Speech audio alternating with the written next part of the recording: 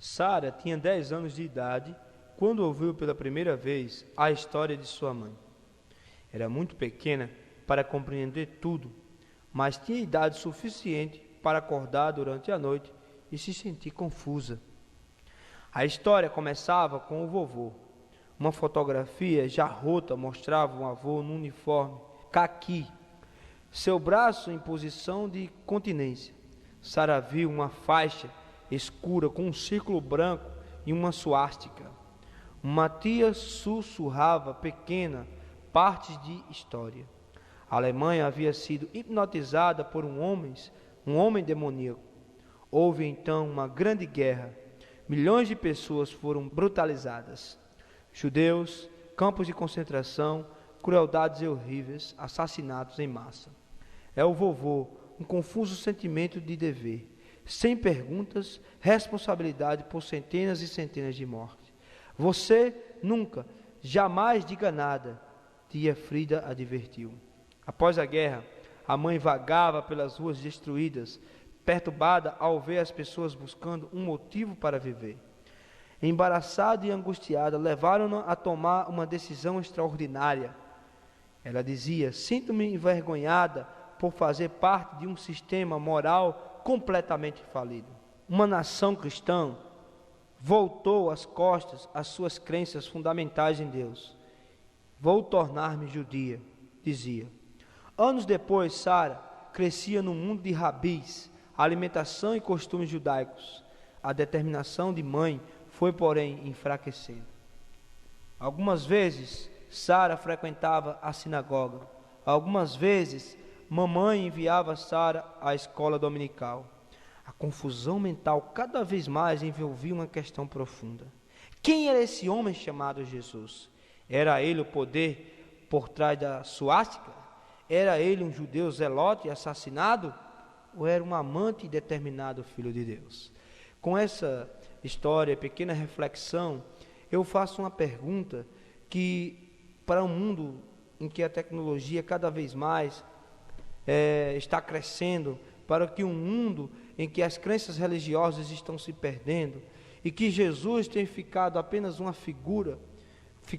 como figura e como sombra de um homem histórico do passado, eu pergunto: quem é Jesus? Muitas pessoas, muitos pesquisadores tentam descobrir quem é esse homem, pesquisas arqueológicas. Uns afirmam que Jesus simplesmente não ressuscitou e que simplesmente roubaram seu corpo e que seu túmulo apenas é um túmulo vazio de um corpo que foi roubado. E a grande pergunta que surge hoje é: quem é Jesus? A própria Bíblia, ela nos deixa essa evidência de quem poderia ser Jesus. O Evangelho de João é o evangelho mais cristocêntrico que nós temos, e é nele que nós podemos encontrar a pessoa de Jesus com mais proximidade, porque é nesse evangelho que o próprio Jesus ele se apresenta para os seus filhos. Como nos outros evangelhos a narrativa se apresenta em terceira pessoa, Jesus ele narra a sua própria figura, sua própria história em primeira pessoa no Evangelho de João. O verbo mais usado no Evangelho de João é o verbo ser, em primeira pessoa. Em alguns momentos do Evangelho ele se apresenta para nós, usando sempre a expressão eu sou. Ele sempre diz assim: eu sou a videira, eu sou o pão da vida. Por exemplo, em João 15, versículo 1, ele diz assim: eu sou a videira verdadeira e meu pai o agricultor. Jesus ele não é uma árvore seca, ele é uma árvore produtiva, uma árvore em que cada filho seu, ao ser conectado com ele, produz frutos para a vida eterna.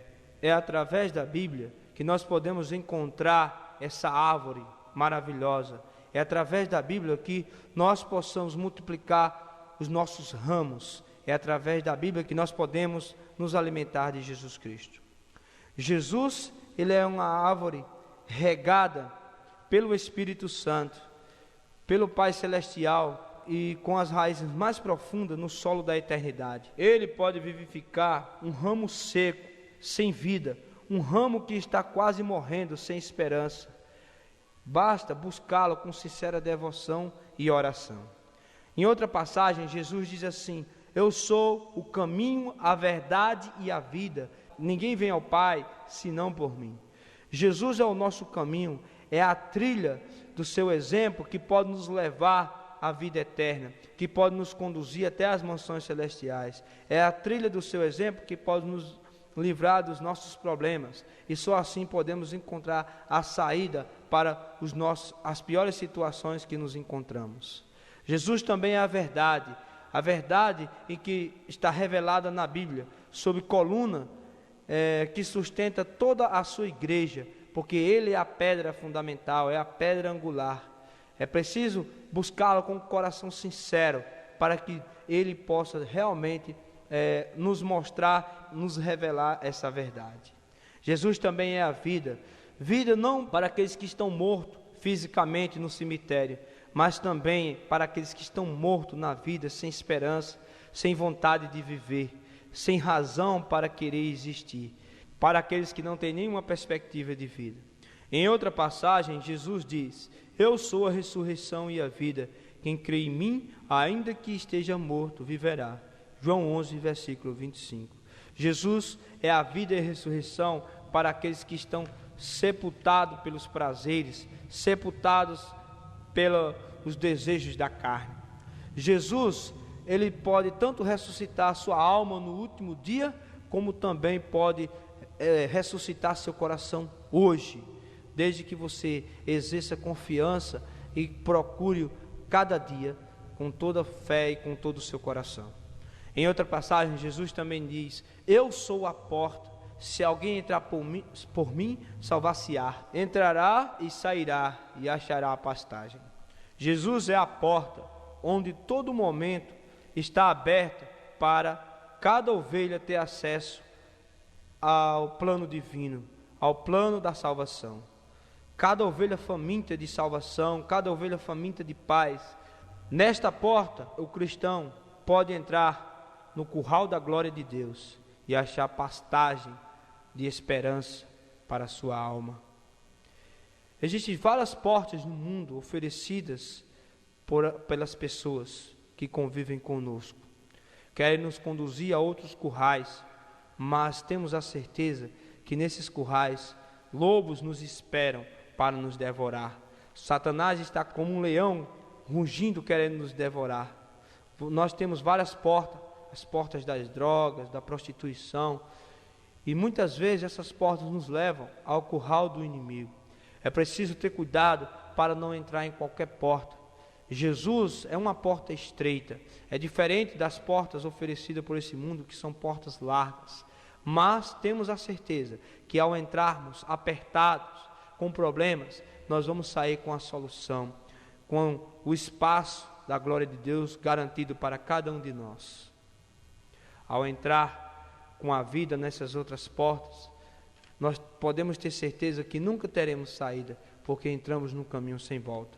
Ao entrarmos na porta da salvação, que é Jesus Cristo, podemos ter certeza que entramos no caminho da eternidade. No mesmo capítulo, em João capítulo 10, versículo 11, Jesus diz o seguinte: eu sou o bom pastor. O bom pastor dá a sua vida pelas ovelhas.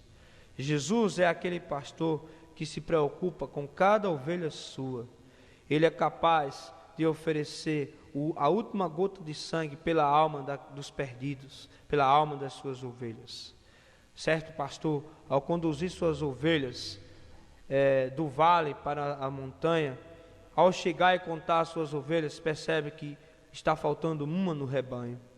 Ele deixa a todas as ovelhas, rapidamente desce montanha abaixo, enfrentando paus, pedras, caindo em buracos, mesmo sabendo que a montanha está muito escura, as sombras das árvores e as sombras das nuvens. Ele enfrenta todos os perigos, toda noite, enfrenta os espinhos, os buracos, e consegue resgatar a sua ovelha perdida. Jesus mais ou menos fez assim, desceu da montanha do céu, deixou toda a sua glória, todo o seu conforto nas mansões celestiais, e veio enfrentando todos os espinhos da vida, todos os problemas, todas as dores que o homem e que o humano pode enfrentar para poder salvar os seus filhos, para poder resgatar as suas ovelhas perdidas. Mesmo sobre as sombras das dúvidas, mesmo sobre o medo, o temor que acarretava todos os homens, que ele teve que passar também por isso, Jesus não teve medo, ele enfrentou tudo por uma única ovelha. Alguém pode estar pensando assim nesse momento, mas só por uma ovelha ele já estava com as outras. Às vezes uma ovelha pode ser insignificante, mas costumo dizer sempre que se diante do universo nós representamos um mínimo átomo, diante de Deus nós representamos o universo. E essa ovelha perdida era tudo para Jesus, porque ele não é um pastor covarde, não é um pastor que está preocupado apenas com sua vida, mas principalmente com a vida da sua ovelha. Você já parou para pensar que Jesus é esse pastor que desceu do céu para lhe salvar, e que você é a ovelha perdida sobre a qual ele deu a vida por você? Já pensou que você é a única ovelha de incomparável valor? Se você se sente um lixo, se você se sente um derrotado, pense no valor que você tem para Jesus. Tinha várias ovelhas, mas ele se preocupou com uma, e correu e resgatou a única ovelha que tinha. Em outra passagem, Jesus diz também assim: eu sou a luz do mundo, quem me segue não andará em trevas, mas terá a luz da vida. Jesus, esse versículo está em João capítulo 8, versículo 12. Jesus é a luz em meio à escuridão da vida, em meio a tantas dúvidas, tantos caminhos, em meio a tantos lugares. Jesus é a saída, é a luz no fim do túnel. Pessoas perguntam: por que estou aqui? De onde vim? Para onde vou? As pessoas não têm saída, não têm resposta para a maioria das perguntas que fazem. Há tantas filosofias, tantas teorias, tantas religiões, tantas verdades, tantas mentiras. Mas Jesus é a luz, que através da palavra de Deus nós possamos ver o caminho que nós devemos seguir. Ele é o nosso farol que vai nos conduzir cada vez mais seguro ao porto da eternidade. Jesus é o sol que vai radiar no coração de cada um a vida eterna para as pessoas que estão mortas espiritualmente. Ele é a estrela que brilha na noite de nossa vida. Ele é capaz de nos guiar seguro até as mansões celestiais, até o porto da eternidade. Em João 6, versículo 35, Jesus vai fazendo mais uma vez uma autoafirmação sobre quem seria ele. Além das ideias filosóficas e históricas e questionamentos teológicos sobre ele, ele vai dizer: eu sou o pão da vida. Aquele que vem a mim nunca terá fome. Quem crê em mim nunca terá sede.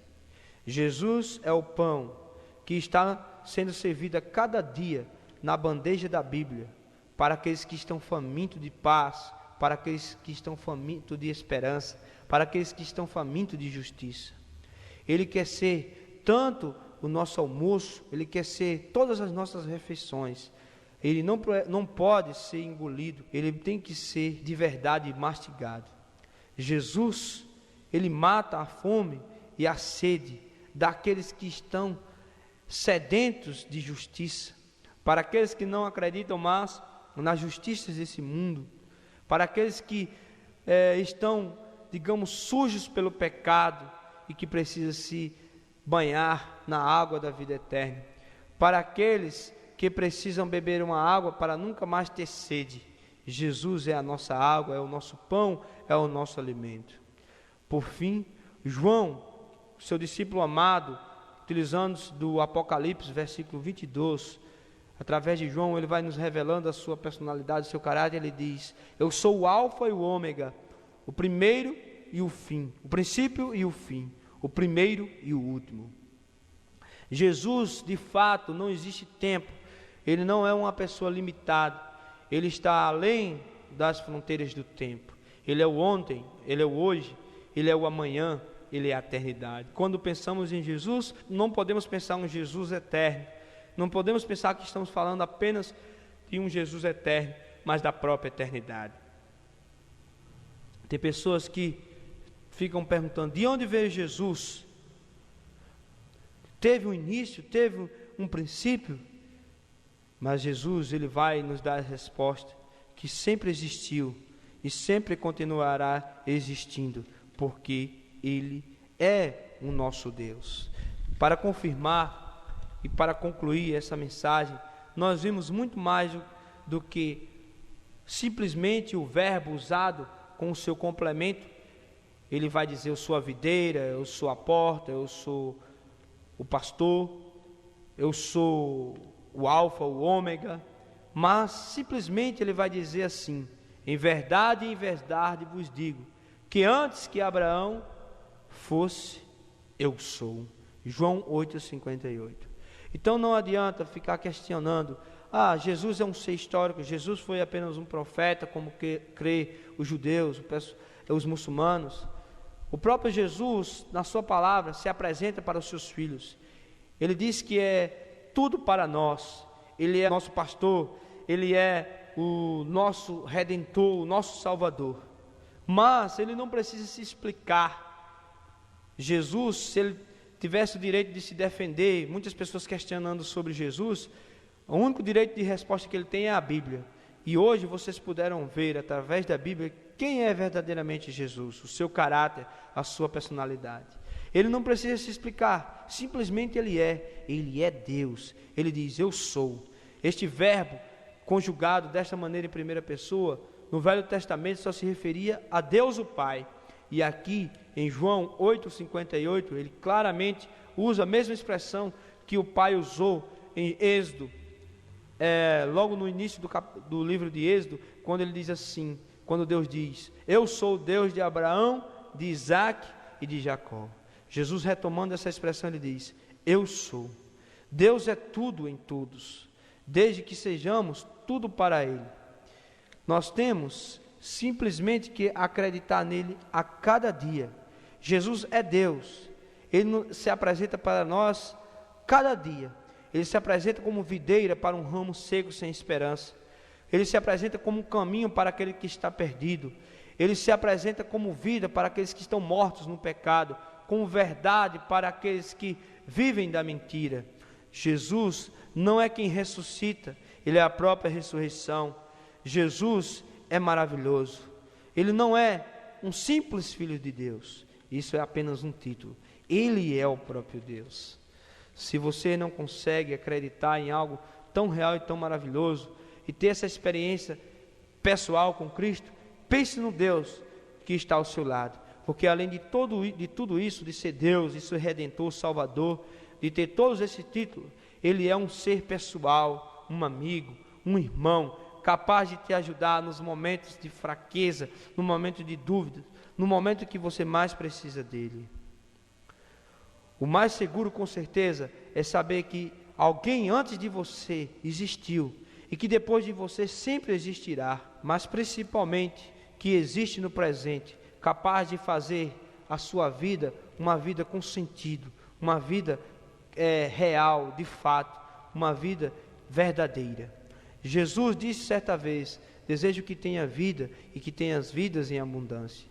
E é exatamente essa abundância que só podemos encontrar em Jesus. Jesus é tudo para nós. Nós não podemos hesitar em ser dele. Não importa como você se sente, se você se sente uma pessoa perdida, um lixo, sem caminho, sem direção, uma ovelha em currais que não deveria andar, Ele é capaz de chamar você. Ele diz assim, eu tenho ovelhas que não são desse aprisco, mas que me convém conduzi-las. E Ele quer exatamente te conduzir para o seu curral, para o curral da glória de Deus. Por isso entregue-se a Ele, por isso ore a Ele. Nesse momento eu gostaria de fazer um apelo.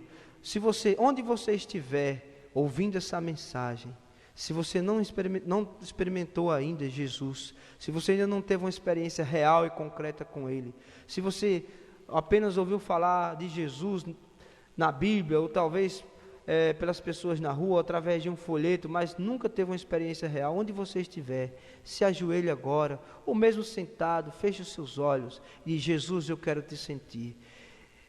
Eu não te conheço ainda, mas eu sei que tu existe. Eu já ouvi falar muito de ti. Preciso sentir tua presença. Muda a minha vida, me transforma.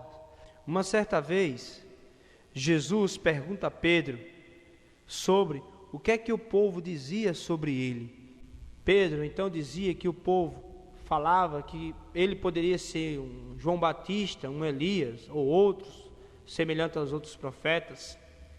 Mas Jesus não queria apenas uma confissão do que o mundo pensa sobre Jesus. Jesus também não quer hoje de você apenas uma confissão do que você acha que é Jesus pelos conceitos do mundo. Jesus é um Deus, Jesus é isso. Ele quer uma confissão pessoal. E tu, Pedro, o que dizes que eu sou? E Pedro respondendo disse: tu és o Cristo, o Filho do Deus vivo. Jesus quer saber se você hoje realmente acredita nele como Filho de Deus vivo, como seu amigo, como seu Pai. Se você não é capaz de reconhecer esse Deus em sua vida, chegue para ele e diga: Senhor, eu não sou capaz, se revela para mim nesse momento. Faça isso agora mesmo, e você tenha certeza que sua vida não será a mesma a partir de agora.